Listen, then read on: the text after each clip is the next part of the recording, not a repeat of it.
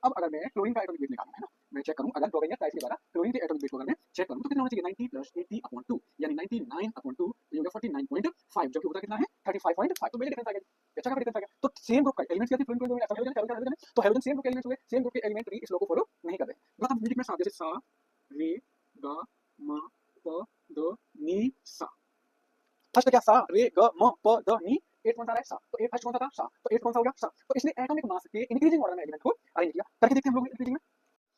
Class 11th 10th या NEET IIT level के लिए अब हम क्लासिफिकेशन ऑफ एलिमेंट्स को इसमें स्टडी करेंगे। तो इस लेक्चर में पूरी जेनेसिस को जानेंगे कि क्लासिफिकेशन ऑफ एलिमेंट्स क्या थे, किस तरीके से पीरियड टेबल तक हम पहुंचे, है ना। तो genesis of classification of elements, तो सबसे पहले इसमें हम जानते हैं कि एलिमेंट्स की क्लासिफिकेशन की हमें जरूरत क्यों पड़ती है। अलग अलग एलिमेंट्स होते हैं जिनकी स्टडी करने की डिफरेंट डिफरेंट प्रॉपर्टीज के एलिमेंट्स होते हैं, जिनकी स्टडी करना, जिनकी प्रॉपर्टीज को, गुणों को पता करना काफ़ी मुश्किल हो जाता है। इसलिए अगर हम ऐसा कर पाएँ कि जिनकी प्रॉपर्टी सेम हो उनको एक तरफ रखा जाए और कोई ऐसा सिस्टमेटिक तरीका बनाया जाए जिससे हम सेम प्रॉपर्टी वाले एलिमेंट्स को, उनके गुणों को अलग से इंडिविजुअली जान पाए, तो इन पर काम करते गए, है ना। इन पर साइंटिस्ट है वो काम करते गए और बताते गए। तो सबसे पहले इसमें जो है स्टार्ट करेंगे हम डॉबेनियस ट्राइड्स से। तो पहले इनको देखते हैं, इन्होंने क्या बताया था, डॉबेनियस ट्राइड।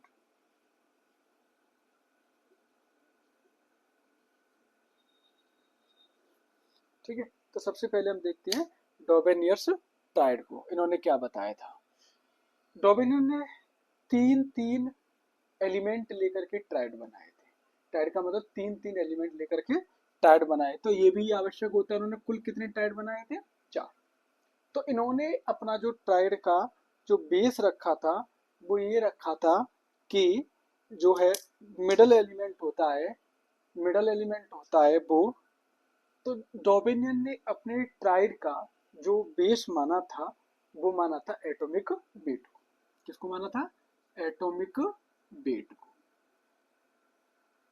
और इसने बताया था कि जैसे तीन एलिमेंट को इस तरीके से अरेंज किया था, आप पहले समझ सकते हो, ट्राइड बनाया है तो कितने एलिमेंट को अरेंज किया होगा, तीन एलिमेंट को इस तरीके से अरेंज किया था कि बीच वाले एलिमेंट का एटॉमिक वेट आसपास वाले एलिमेंट के एटॉमिक वेट का एवरेज हो। जैसे एक ट्राइड हमने sodium lithium, sodium potassium, lithium का एटॉमिक वेट 7 होता है और पोटेशियम का 39 होता है, तो इसका एवरेज मीन निकाला 39/2, ये हो गया बेटा 46/2, कितना हो गया ये 23 सो वॉच, और 23 इसका जो है एटॉमिक वेट था। तो ये चीज बिल्कुल करीब करीब करीब करीब बैठी। तो इस तरीके से इसने जो है 4 ट्राइड बनाए थे। 2 ट्राइड और देखते हैं, जैसे Fe, Co, फेरस, कोबाल्ट और निकेल। ठीक है, इसका एटॉमिक वेट 55.85 और निकेल का 58.71, और इसका एवरेज निकालेंगे तो 58.93, है ना।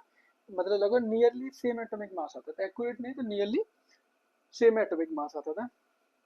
इसके बाद एक और देखें, जैसे कैल्शियम, स्ट्रोंटियम और बेरिलियम। कैल्शियम का 40 होता है और इसका होता है 137, 40 प्लस 137/2, तो इसका 88 होता है, जो भी करीब करीब इसके इक्विवेलेंट था। ठीक है, एक और देखा है तो क्लोरीन, ब्रोमीन, आयोडीन, सब जानते हैं क्लोरीन का 35.5 होता है और आयोडीन का होता है 127, करीब करीब एवरेज निकाला तो कितना आ गया 80। तो इस तरीके से जो है डॉबेनियन ने ट्राइड्स बनाए थे। ठीक है, तो डॉबेनियन ने ट्राइड बनाए थे, है ना। तो जो है इस तरीके से डॉबेनियन ने ये 4 ट्राइड बनाए थे। तो इन्होंने बताया था कि जो बीच वाले, किस पे बेसिस था ये, एटॉमिक वेट पर, बीच वाले एलिमेंट का एटॉमिक वेट होगा वो बगल वाले दोनों एलिमेंट के एटॉमिक वेट का मीन होगा, है ना। तो ये थी। अब देखो इसका मेरिट्स क्या थे, है ना। इसके कुछ ये सक्सेस आता है ना, क्योंकि सबसे ये इसकी सक्सेस का रीजन क्या था, सक्सेस का रीजन ये था कि पहली बार ऐसा किसी के दिमाग में आया था कि ऐसा किया जा सकता है कि एलिमेंट्स की ग्रुपिंग की जा सकती है, यानी सेम प्रॉपर्टी वाले एलिमेंट को साथ साथ रखा जा सकता है। यानी एलिमेंट्स बिखरे बिखरे हैं तो उनको ये जरूरी नहीं है कि इस तरीके से रखा जाए, उनकी ग्रुपिंग की जा सकती है। तो first idea grouping of element का पहला आइडिया था, वो किसने दिया था? डॉबेनियन ने दिया था। तो ये इसका एक जो है यूजफुल इम्पैक्ट था। ठीक है, अब इसके बाद में इसके देखो डिमेरिट्स भी देख लेते हैं, ये नोट कर लीजिएगा आप, इसके डिमेरिट्स भी देख लेते हैं, है ना, क्या क्या वजह रही थी। सक्सेस तो नहीं हुआ था क्योंकि 4 ही बने थे, है ना, लेकिन कुछ ना कुछ देखे जाता है, कोई भी लॉ होता है। डिमेरिट्स देखते हैं इसके लिए, क्या क्या है इसके जो है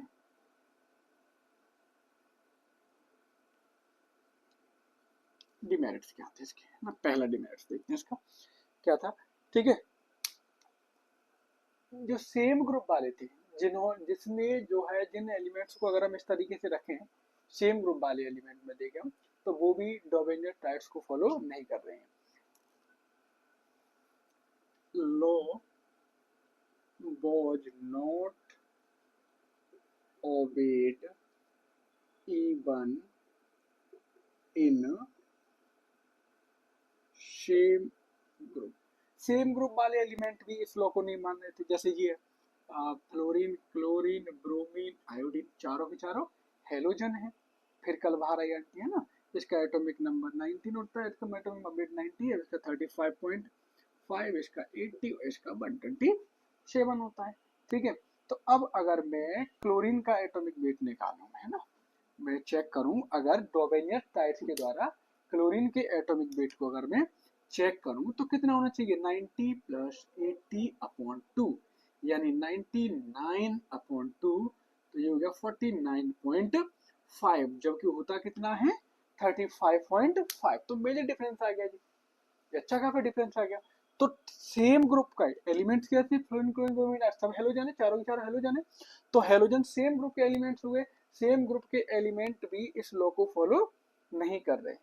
दूसरा इसका डिमेरिट्स था, वो भी लिख लेते हैं।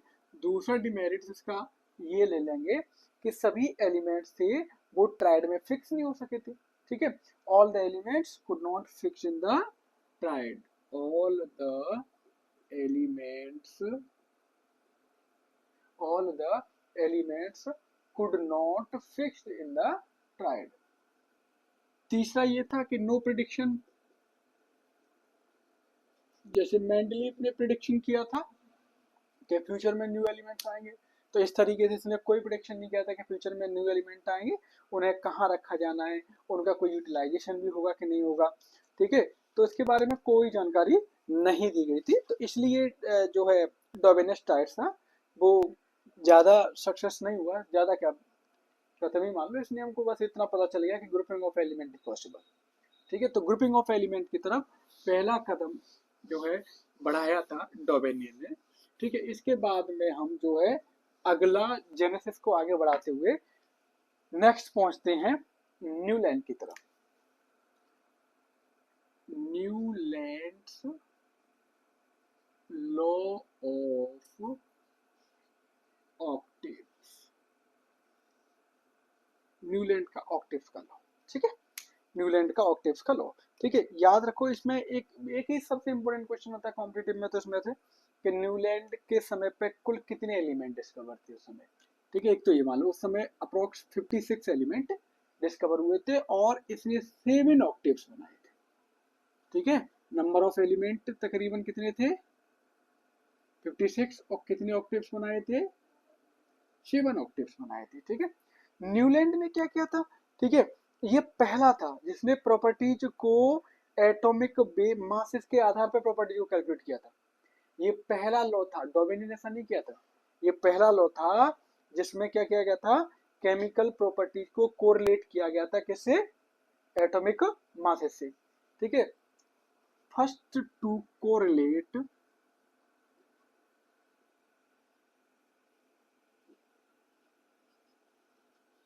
द केमिकल प्रॉपर्टीज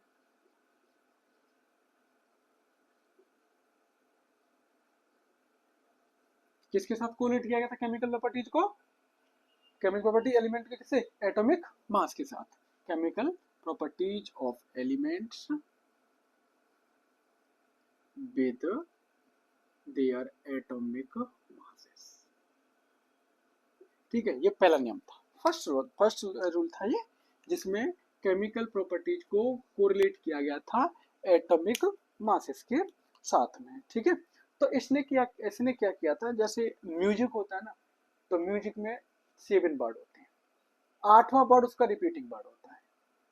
तो इसने एटॉमिक मासेस के आधार पर उसने इस तरीके से अरेंज किया, एटॉमिक मास के इंक्रीजिंग ऑर्डर में इसने अरेंज कर दिया था। ठीक है, तो पहला जो एलिमेंट था स्टार्टिंग से फर्स्ट था, और ऐसे करते करते 8th एलिमेंट जो आ रहा था उसके प्रॉपर्टी जैसे मैच हो रही थी, है ना। तो कितना क्या था म्यूजिक में, 7, जैसे सा रे गा मा प द नी सा। फर्स्ट क्या, सा रे ग म प द नी, 8th कौन सा आ रहा है, सा। तो फर्स्ट कौन सा था, सा, तो 8th कौन सा हो गया, सा। तो इसने एटॉमिक मास के इंक्रीजिंग ऑर्डर में एलिमेंट को अरेंज किया। करके देखते हैं हम लोग भी इंक्रीजिंग में। लिथियम, ठीक है, बेरिलियम, बोरॉन, कार्बन, नाइट्रोजन, इसके बाद कौन आएगा, फ्रिकल वैलेंटी और कोल्ड फ्लोरीन, और लिथियम के बाद फिर हम आगे बढ़ेंगे तो यहाँ पे कौन आ जाएगा, लीना, ठीक है, sodium, magnesium, beryllium, silicon, old style, chlorine. ठीक है, इस तरीके से ये सास आया था तो यहाँ पे आ गया, और इस तरीके से हम बढ़ाते जाएंगे और बढ़ाएंगे। ठीक है, तो यहाँ पे कौन आ जाएगा, लीना की तरफ से, मतलब और जो मैग्नीशियम हो जाएगा, कैल्शियम हो जाएगा, है ना, ये कौन हो जाएगा, कैल्शियम हो जाएगा। तो एटॉमिक नंबर के इसमें अरेंजिंग करूंगा मैं, तो ये 7 होता है, 9, 11, कार्बन का 12, नाइट्रोजन का 14, इसका 16, इसका भी पढ़े थे हम 19, सोडियम का 23, मैग्नीशियम का 24, एल्यूमिनियम का होता है अपना 27, सिलिकॉन का 29, फास्फोरस का 31, सल्फर का 32, क्लोरीन का सब जानते हैं 35.5, इसका 39 होता है, इसका होता है 40, कैल्शियम का होता है 40। तो हमने कुछ नहीं किया, मैंने क्या किया, जैसे न्यूलैंड ने क्या किया कि एलिमेंट को लिखा था सा रे ग म प द नी सा, तो बस सीक्वेंस फर्स्ट 8 को 7 की सेल बना ली और गिनती लिखना अपना शुरू कर दी। लेकिन गिनती किसमें लिखी, सीक्वेंस बाय, अल्टरनेटिव में लिखी 1 2 3 4 5 ऐसे नहीं लिखी थी, गिनती कैसे लिखी उसे, सीक्वेंस बाय। किसका सीक्वेंस लेकर के, एटॉमिक मास का। अब जब जगहों के 7 7 के बाद 8 आना चाहिए था, तो 8 किसी का एटॉमिक मास होगा तब आएगा ना। ठीक है भाई, लेंगे तो उसमें तो नहीं आएगा ना, सिंपल एलिमेंट में तो नहीं पॉसिबल है। तो इस तरीके से उसने लिख दिया। तो अब उसने हर 8th एलिमेंट की प्रॉपर्टी सेम पाई। ऐसा उसने जो उन्होंने न्यूलैंड ने जब अपना नियम दिया था तो उन्हें ये थोड़ी ना पता था कि सोडियम और पोटेशियम की प्रॉपर्टी, उन्होंने अपना बना दिया, प्रॉपर्टी को स्टडी करके ये बना दिया। अब देखा उन्होंने तो पाया कि फर्स्ट एलिमेंट जरा लिथियम 1 2 3 4 5 6 7 8, 8th कौन मिल गया, सोडियम। इसका 8 देखो, जैसे यहाँ से आपने जो उठा लिया इसका 8 गिनो, यहाँ पे बंद कर लिया 1 2 3 4 5 6 7 8। तो फर्स्ट और 8th एलिमेंट की प्रॉपर्टीज आपस में क्या हो रही थी, रिजेंबल हो रही थी, सेम हो रही थी। ठीक है, तो जैसे पूरा आज के टाइम पे हम जो ग्रुप पढ़ते हैं, इनकी सबकी प्रॉपर्टी, इनकी सबकी प्रॉपर्टी, इनकी सबकी प्रॉपर्टी, ये सारी की सारी प्रॉपर्टी कैसे थी, सेम थी, है ना, सेम थी। तो न्यूलैंड की ऑक्टेव से ये भी जो है सक्सेसफुल है, हल्का सक्सेस मिला, एक आइडिया मिला, जो मेंडलीफ को एक आइडिया मिला था कि पीरियड टेबल पॉसिबल है, वो यही से आइडिया मिला था मेंडलीफ को भी। ठीक है, हालांकि अभी पढ़ा हुआ मेंडलीफ और लोथर मेयर ने दोनों ने बराबर काम किया था। ठीक है, इसकी भी कुछ डिमेरिट्स थी। ठीक है, ये बेल फॉर लाइट एलिमेंट्स, ठीक है, छोटे साइज के एलिमेंट्स थे उनके लिए तो ये था, लेकिन फेल्ड हो गया किसकी किसके केसेस में जी। ठीक है, नोबल गैस आने के बाद नोबल गैस की खोज हो गई तो उसके बारे में इसने नहीं बताया था, और जो हैवियर एलिमेंट्स थे उनको भी ये फेल हो गया था। ठीक है, failed in case but failed in case of heavier element, heavier element fail हो गया था। ठीक है, नोबल गैसेस की भी खोज हो चुकी थी तब तक, नोबल गैसेस के बारे में कोई आइडिया नहीं था, है ना। तो जो है मतलब जो है नोबल गैसेस की भी कोई इसने रिजॉल्व नहीं किया था। तो इस तरीके से ये भी ज़्यादा सक्सेसफुल नहीं रहा था। न्यूलैंड्स लॉ ऑफ ऑक्टेव्स भी आपका फिनिश। ठीक है, अब न्यूलैंड लॉ ऑफ ऑक्टेव्स के साथ इसी जेनेसिस को आगे बढ़ाते हैं। अब इसके बाद दो लोगों ने एक साथ काम किया था। एक साथ काम करने का मतलब नॉट कोऑपरेटेड, अलग अलग किया था लेकिन एक जैसा काम किया था। ठीक है, लोथर मेयर ने और मेंडलीव ने। लोथर मेयर ने अपना जो भी कुछ किया था वो कर्व पे किया था और मेंडलीफ ने जो भी कुछ किया था वो पीरियड टेबल बना के किया था।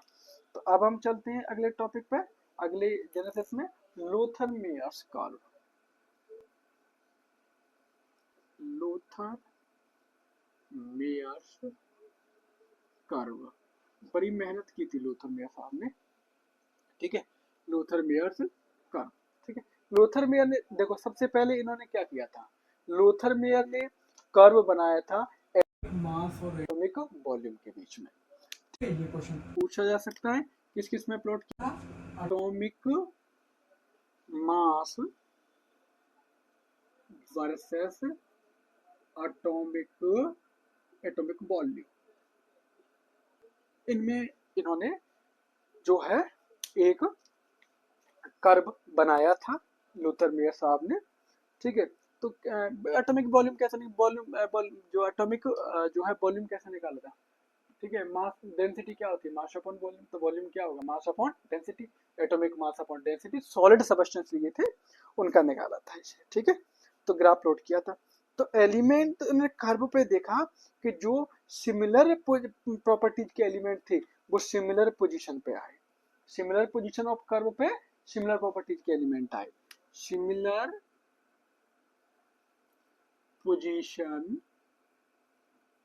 ऑफ कर्व, इस पर कौन आए थे, सिमिलर प्रॉपर्टीज के एलिमेंट आए थे। ठीक है, सिमिलर प्रॉपर्टीज के element.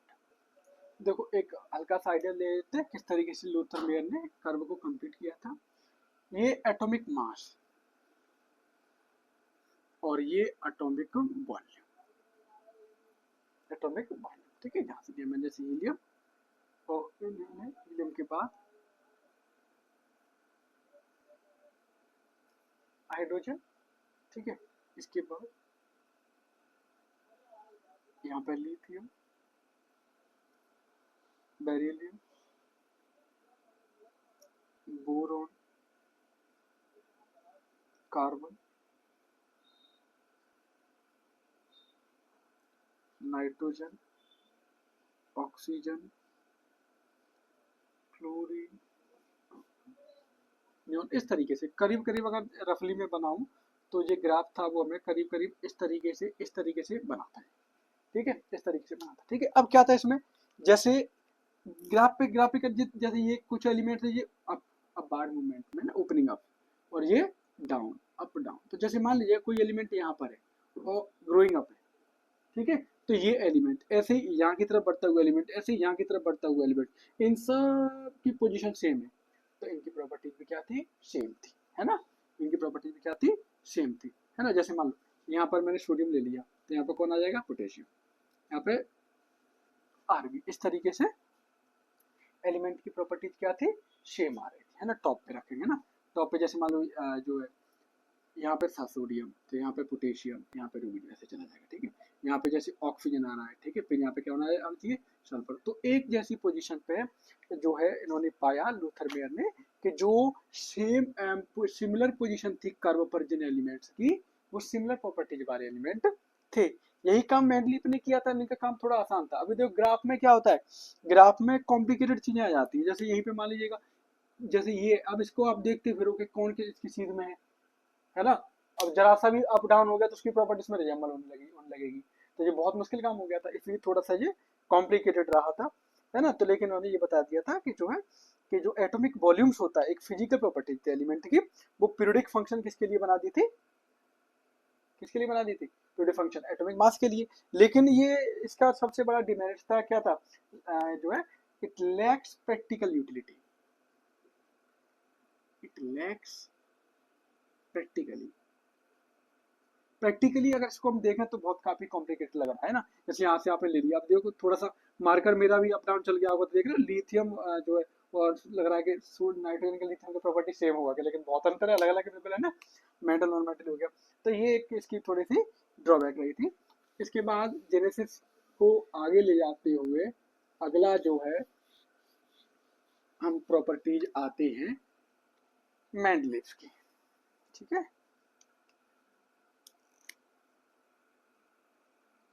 Mendeleev's law, Mendeleev's periodic table, इसको आप जानेंगे आज, ठीक है। मेंडली पीरियोडिक टेबल, एक चीज जान लीजिए, मेंडलीव ने जिस समय पीरियोडिक टेबल बनाई थी उस समय कितने एलिमेंट्स थे, 63 एलिमेंट्स, है ना। मेंडलीव ने पीरियोडिक टेबल, ठीक है, कैसे बनाई थी, जो लोथरबियर ने बनाई थी। लोथरबियर ने अपना क्या प्रोसेसिंग दिया था, क्या दिया था, increasing order of atomic masses. तो मेंडलीव ने भी सेम बताया था, the physical and chemical properties of elements are periodic function of their atomic masses. The physical and chemical properties of elements are periodic function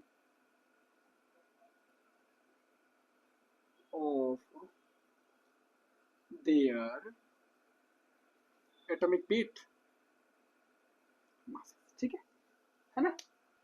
ये किसने दिया था, जो है मेंडलीव ने, ठीक है। किसके पीरियोडिक फंक्शन होते हैं, एटॉमिक मासेस के। तो मेंडलीव ने एक पीरियोडिक टेबल बनाई थी एटॉमिक मासेस पर बेस्ड करके, है ना। तो मेंडलीव ने जैसे बताया था मैंने क्लास में आपको कि मेंडलीव ने ऐसा नहीं कि सीधे सीधे ड्रॉ कर दिया था, कार्ड्स लिए थे बकायदा। ज्यादातर जगह आपको पता है कि ऑक्साइड रिएक्ट इजीली कर लेते, तो वाटर से रिएक्शन करा के, ऑक्सीजन से रिएक्शन करा करके उन्होंने एक ऐसी पीरियोडिक टेबल बनाई थी, जैसे मान लो उन्होंने कार्ड्स ले लिए थे, ठीक है। जैसे किसी के ऑक्साइड निकले एल्कलाइन नेचर के, तो उनको सबको एक तरफ लगा दिया, किसी के ऑक्साइड आए बेसिक नेचर के, तो उनको सबको एक तरफ लगा दिया, ठीक है। इसके एक तरफ लगाने का फिर क्लोराइड से रिएक्शन कराया। तो इस तरीके से जिन जिन की प्रॉपर्टी दो तीन डिफरेंट रिएक्शन के बाद सेम आती गई, उनको सेम करते गए, उनको सेम करते गए। जब देखा उन्होंने सारी पर्चियों को, सारे कार्ड्स को, कि एक तरफ के कार्ड से एक तरफ, एक तरफ के दूसरी तरफ, एक तरफ के दूसरी, तो अलग अलग प्रॉपर्टी के कार्ड्स है, तो बिल्कुल उन्होंने पाया, तो उन्होंने देखा कि अगर इनका ऑर्डर लूं मैं, तो increasing order of atomic mass में आ रहे थे। तो इन्होंने बनाया था, तो उस समय जो है 8 वर्टिकल कॉलम्स लिए थे इन्होंने, ठीक है। इनकी टेबल में वर्टिकल कॉलम कितने थे, 8 वर्टिकल कॉलम कितने थे, 8। इन्हें क्या कहा गया था, ग्रुप, ठीक है। क्या कहा गया था ना, ग्रुप कहा गया था। और हॉरिजॉन्टल रोज कितनी थी, 7। हॉरिजॉन्टल रोज कितनी थी, 7, जिन्हें क्या कहा गया था, जिन्हें पीरियड्स कहा गया था। क्या कहा गया था, पीरियड्स, आर्किड होते हैं ना, ग्रुप ऑफ पीरियड, ठीक है। तो उन्होंने हॉरिजॉन्टल रो और वर्टिकल रो में बनाया था, है ना। तो बनाया था, 7 थे। आज के टाइम पे पीरियड तो 7 है ना, मॉडर्न पीरियड टेबल में भी है ना, ये तो आपको पता ही होना चाहिए, इतना बुरा हाल तो किसी का नहीं होना चाहिए। जैसे फर्स्ट ग्रुप को क्या कहते हैं, फर्स्ट पीरियड को very short period, very short period. कितने एलिमेंट है इसमें, 2, हाइड्रोजन और हीलियम। सेकंड और थर्ड को क्या बोलते हैं, शॉर्ट पीरियड। सेकंड और थर्ड को क्या कहते हैं, शॉर्ट पीरियड। कितने होते हैं इसमें, 8 एलिमेंट होते हैं। फोर्थ फिफ्थ इन्हें कहते हैं लॉन्ग पीरियड, इनमें 18 एलिमेंट्स होते हैं। सिक्स्थ और सेवेंथ को वेरी लॉन्ग पीरियड बोला जाता है ना। इनमें कितने हैं, 32, ठीक है। 32 होनी है, इसमें भी कुछ सर्च बाकी है, बाकी इन पे भी रिसर्च चल रहा है ना, एग्जैक्ट अभी कंप्लीट नहीं है। तो 32, तो इनकी नंबरिंग की गई थी ना, इनकी जो 7 पीरियड की है ना, इनकी 9 ग्रुप्स की, तो 1 से लेकर के 8 तक थी। अब 1 से 8 तक कितने हो गए, 8 हो गए, लेकिन 0 भी इंक्लूड था, तो 8th ग्रुप में कर लिया गया था इनको, ठीक है। मेनली की पीरियड टेबल में एलिमेंट्स को सबसे पहली खासियत क्या थी कि एटॉमिक मास इसके इंक्रीजिंग ऑर्डर में लगाया गया था, ठीक है। अब देखो मेनली की पीरियड टेबल के तो बहुत सारे फायदे मिले थे हमें, मेंडलीव की पीरियोडिक टेबल के बहुत सारे फायदे मिले थे, क्योंकि मेंडलीव ने अपनी पीरियोडिक टेबल बनाई थी, उस पीरियोडिक टेबल में कुछ स्पेस भी छोड़ दिए थे। देखो कैसे, मान लीजिएगा कि मैं गिनती लिख रहा हूँ, है ना, दो के डिफरेंस पे, 1 3 5 9, तो आप कह दोगे यहाँ पे 7 छूटेगा। तो एक पर्टिकुलर ऑर्डर पर मेंडलीव ने टेबल बनाई, एक पर्टिकुलर सीक्वेंस को लेकर के, पर्टिकुलर सीक्वेंस नहीं बना लेकिन increasing order of atomic masses पे बनाया था। तो मेंडलीव को लगा कि यहाँ पर फ्यूचर में कोई ऐसा एलिमेंट आएगा जिसकी प्रॉपर्टी इनसे रिजेंबल होगी, ठीक है। जैसे उस समय जो है जो क्या नाम है आपका, जो है जर्मेनियम था, गैलियम था, सॉरी गैलियम था, उसको क्या नाम दिया गया था, गैलियम को, गैलियम को प्रेडिक्ट किया, गैलियम को प्रेडिक्ट किया गया था, ठीक है।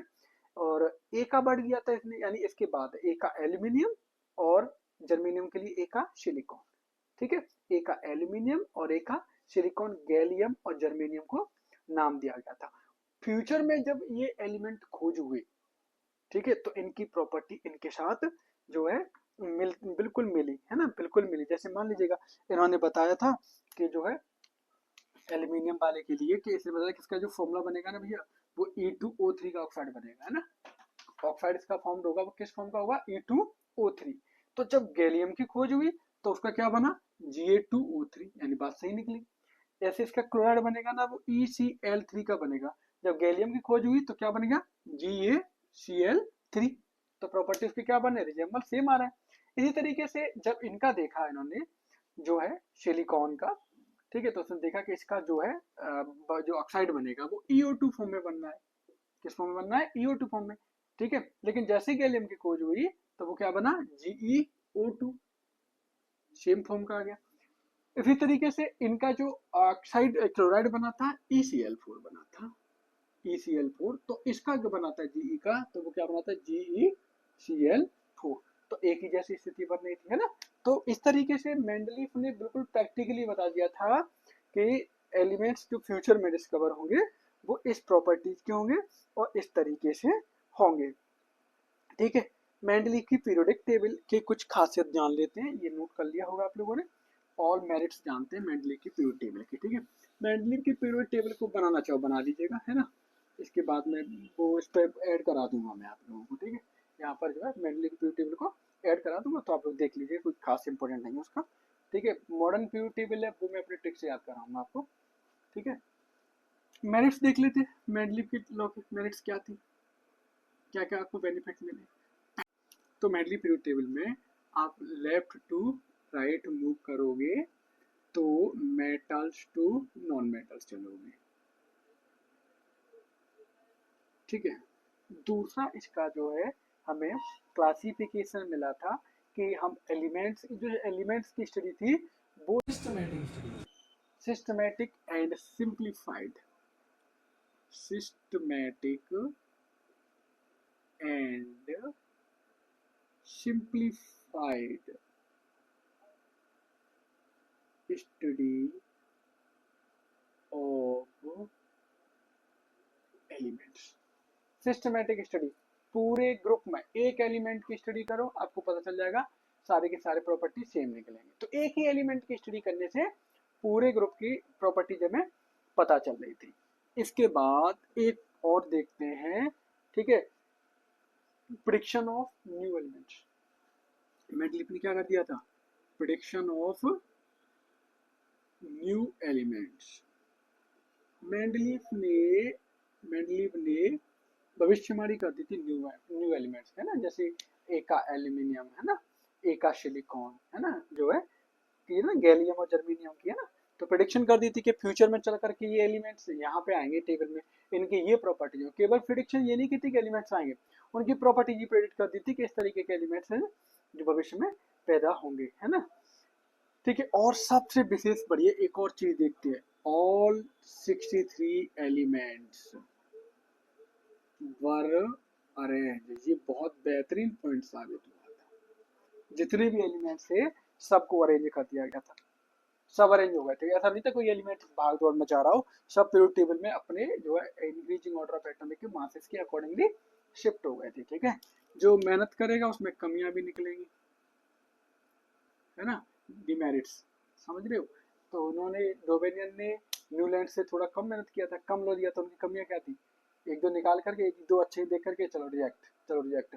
क्योंकि मेंडलीफ ने काम अच्छा किया है, पूरी टेबल बना के दे दी और अच्छा खासा स्टडी किया था। तो अब इसको भी फाइनलाइज करने की सोच रहे थे, है ना, फाइनलाइज करने की सोच रहे थे। तो हालांकि ये एक सत्यता ये भी है, अगर हम मेंडली की पीरियोडिक टेबल में देखें तो मेंडलीफ ने जो पहली पीरियोडिक टेबल बनाई थी ना, वो अलग टाइप की थी। बाद में इसमें करेक्शन हुए हैं, मेंडलीफ ने खुद करेक्शन किया था। उसने देखा कि मैं मुझे उसने पहले कसम खा ली थी कि नहीं मैं बनाऊंगा भैया पीरियोडिक टेबल, तो इंक्रीजिंग ऑर्डर में बनाऊंगा, नंबर ही तोड़ूंगा, 1 2 3 4 5 6 ऐसे करके बनाया। लेकिन बाद में मालूम पड़ा कि 153 वाले का जो प्रॉपर्टी है वो जो है उससे कम एटॉमिक वाले से पहले आना चाहिए था। तो 153 को पहले भी कर रहा है और दूसरे को बाद में पहुंचाना है। तो उसने खुद ऐसा कर दिया था।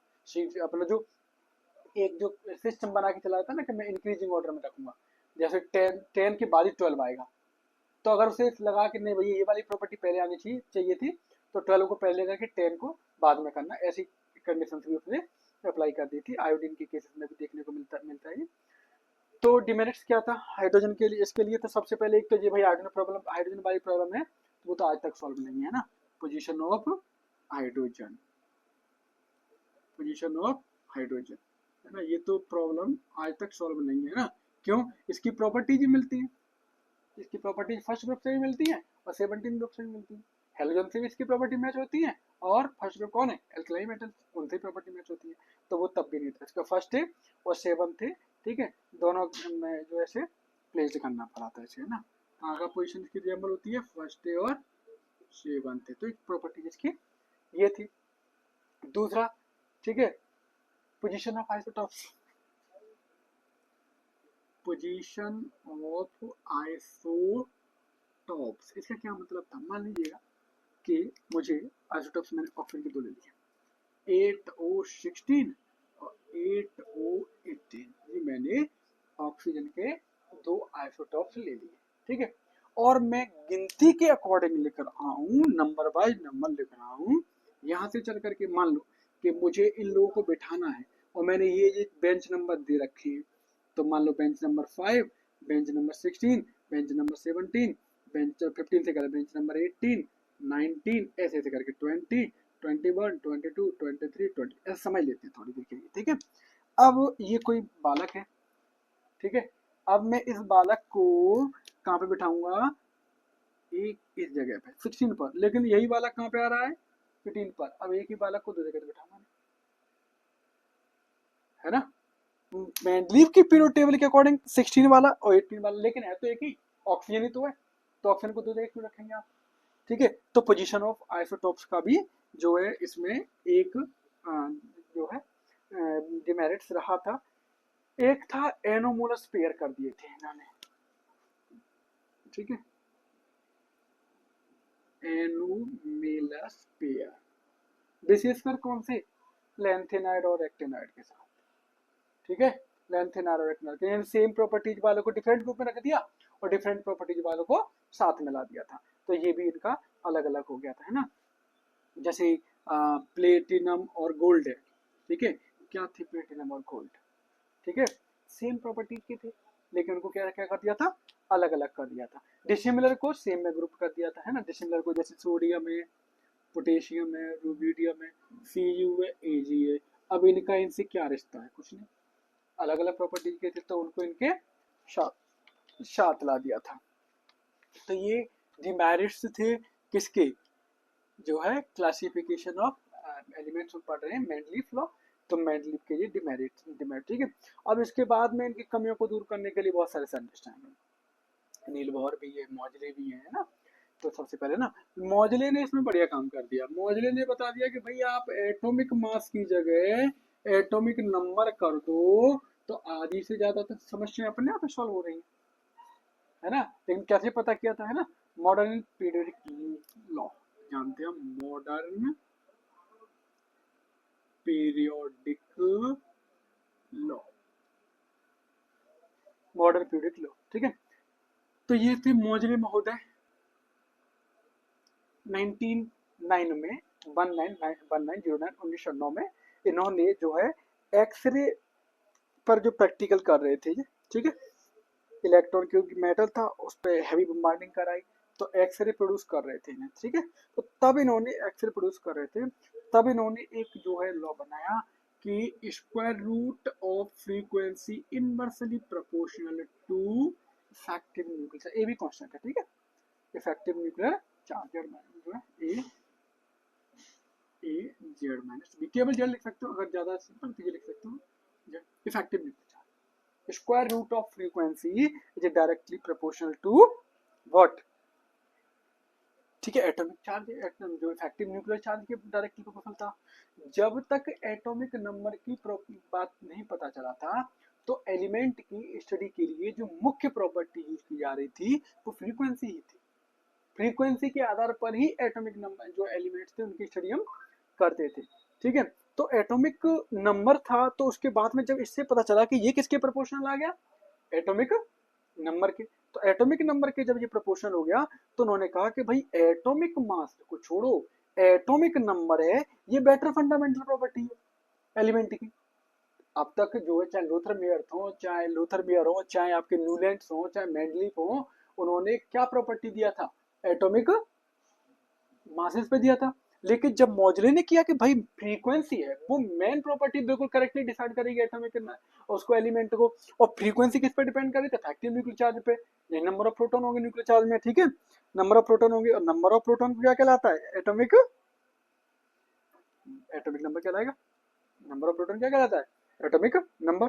तो इस तरीके से इन्होंने बताया था कि जो फिजिकल एंड केमिकल प्रॉपर्टी जो of elements are periodic function of their atomic number, ठीक है। तो इन्होंने फंडामेंटल प्रॉपर्टी ऑफ एलिमेंट का क्या होना चाहिए, इन्होंने क्या बताया, the basic fundamental property,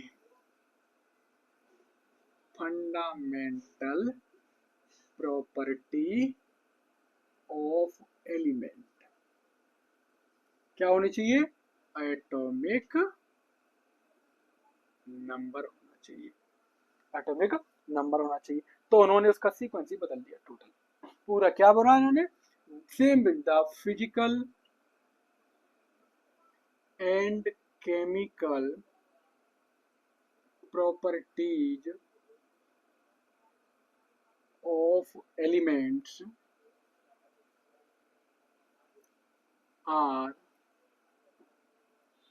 periodic function of their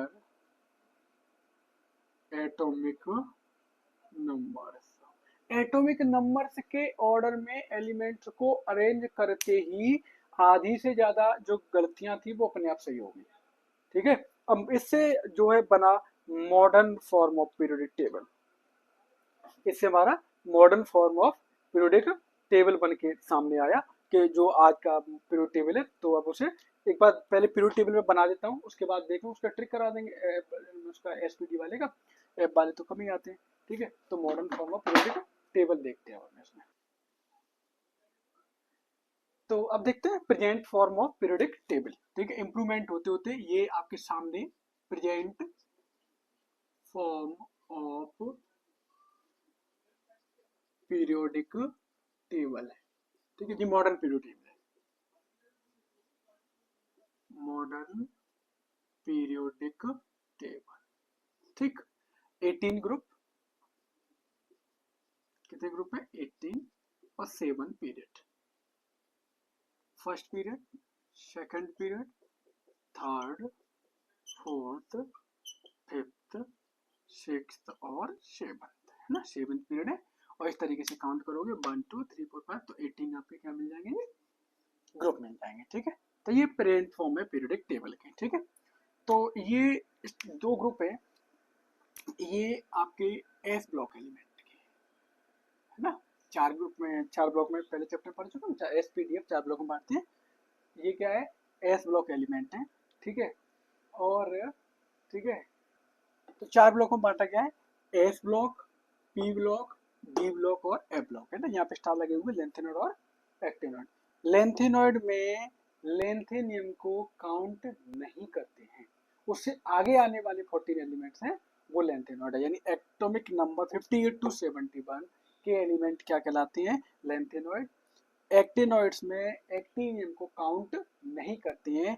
atomic number 90 to 103 वाले एलिमेंट कहलाते हैं एक्टिनॉइड्स। ठीक है, अब देखो इसको कैसे अरेंज किया गया है, एटॉमिक नंबर वाइज, है ना।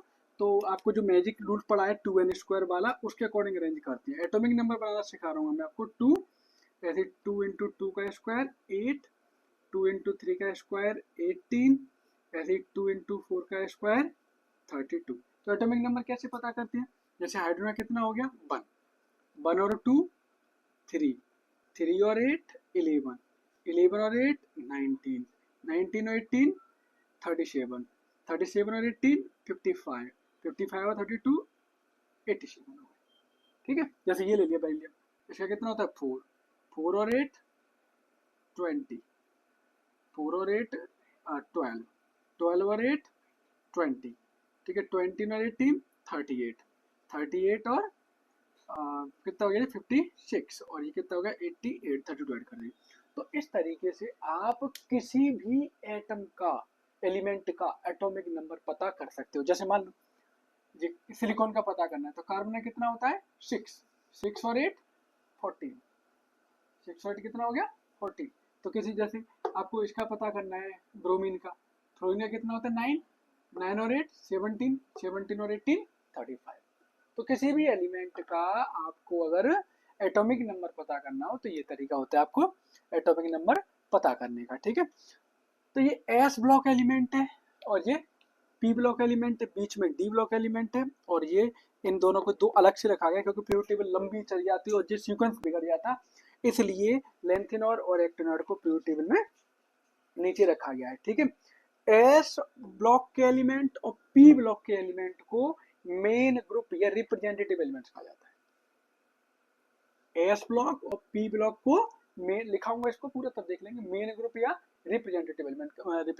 डी ब्लॉक को ट्रांजिशन और ए ब्लॉक को इनर ट्रांजिशन। ठीक है, अब पीरियोडिक टेबल को थोड़ा याद करने का तरीका है वो आप देख लीजिएगा इसको। ठीक है, जैसे है ली ना की रब से फरियाद, फर्स्ट ग्रुप है ली ना की रब से फरियाद, बेटा मांगे कार स्कूटर बाप राजी। ठीक है, बेटा मांगे कार स्कूटर बाप राजी। इसके बाद नेक्स्ट आते हैं बैंगन आलू गाजर इन थैला, बैंगन आलू गाजर इन थैला, काशी जी सन की पंडित, काशी जी सन की पंडित, नेपाल पाकिस्तान ऑस्ट्रेलिया सब भिखारी ना, नेपाल पाकिस्तान ऑस्ट्रेलिया सब भिखारी, ओल्ड स्टाइल से टीपू, ओल्ड स्टाइल से टीपू, फिर कल बाहर आई आंटी, फिर कल बाहर आई आंटी। जैसे हिमेश नेहा अरबाज करीना जरीन रणवीर। इस तरीके से हम इनको याद कर लेंगे। यहाँ से लेंगे डी ब्लॉक में साइंस टीचर वेरी क्रूअल मांगे फीस कोई नहीं कुछ जानता, साइंस टीचर वेरी क्रूअल मांगे फीस कोई नहीं कुछ जानता। ये यारी जरा निभाई, ठीक है, यारी जरा निभाई मौत तक रुकी रही पढ़ाई आगे कर दी, यारी जरा निभाई मौत तक रुकी रही पढ़ाई आगे कर दी। ठीक है, इसके बाद है लेंथेनॉइड और एक्टिनॉइड्स। ठीक है, लेंथेनॉइड का देखते हैं, है ना। लेंथेनॉइड का पहले यहाँ पे क्या होता है एल है, लेंथेनॉइड का अगर यहाँ पे सिंबल दूं मैं तो क्या होगा एल है, और एक्टिनॉइड का दूंगा सिंबल तो क्या होगा ए सी। ठीक है, ला हफ्ता बरना रे ऑस्ट्रेलिया आइलैंड पिट जाएंगे और हंगामा हो जाएगा, ला हफ्ता वरना रे ऑस्ट्रेलिया आइलैंड पिट जाएंगे और हंगामा होगा। ठीक है, ये अच्छी रफ्तार से दही साग भी हंसो मत 10 रोटी गरम खा गया।